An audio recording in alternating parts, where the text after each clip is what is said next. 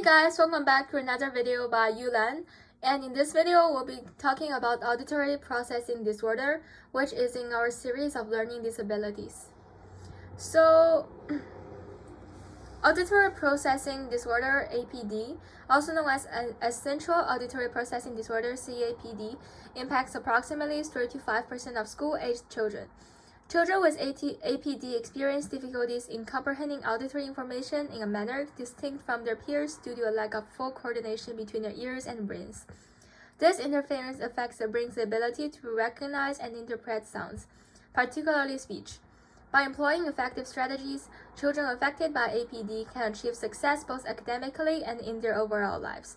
Timely identification of this condition is of paramount importance. Failing to diagnose and address APD in its early stages places a child at risk of encountering difficulties related to listening and learning, both at home and in the education environment. Before diving into the details of APD, let's take a look at the auditory system. There are two parts in the auditory system, the peripheral and central. A child may encounter hearing issues if the problem lies within the peripheral auditory system, such as including outer, middle, and inner ear. Whereas challenges in understanding what they hear may arise when the problem is located within the central auditory system, involving the auditory pathway to the brain. In the case of APD, the problem is primarily understanding the speech. Okay, so let's talk about the symptoms of APD. APD has the potential to influence children's speech and impact their reading, writing, and spelling skills. They may exhibit challenges such as dropping word endings or confusing similar sounds. Furthermore, it may pose difficulties for them in engaging in conversations with others. They might experience trouble processing incoming information from others and responding promptly. Other common symptoms include a hard time following conversations, struggling to know where a sound came from, having difficulties listening to music, and remembering spoken instructions, especially those have multiple steps. It's crucial to note that it's quite common to occasionally notice one or two warning signs of APD in the child. However, if the parent observes a persistent and prolonged pattern of these signs, it's advisable to seek an evaluation test and diagnosis test by a pediatric audiologist. Even though doctors and researchers may not have a clear idea of the exact causes of APD, some studies suggest that APD might be linked to a couple of factors. The first factor is illness, as APD can develop after prolonged ear infections, meningitis, or exposure to lead poisoning. Additionally, individuals with nervous system disorders like multiple sclerosis, as one of the previous videos that we talked about, may also experience the onset of APD. Other factors include premature birth or low weight, head injury, and genes, since APD may run in families which have some hereditary connections. Usually, after the diagnosis of APD, determining the types of auditory processing disorders would be helpful for audiologists to have an effective and potentially successful strategy for the management and treatment of APD. There are some common terms to hear when discussing the child's APD with the audiologist, such as auditory discrimination, auditory figure ground discrimination, auditory memory, and auditory sequencing. Auditory discrimination refers to the ability to detect, contrast, and differentiate individual and discrete sounds within words, a critical skill essential for reading. Similar to visual figure ground discrimination, auditory figure ground discrimination is the ability to pick up our specific resonant sounds or words from a noisy background such as a crowd. Auditory memory can be further classified into long-term and short-term.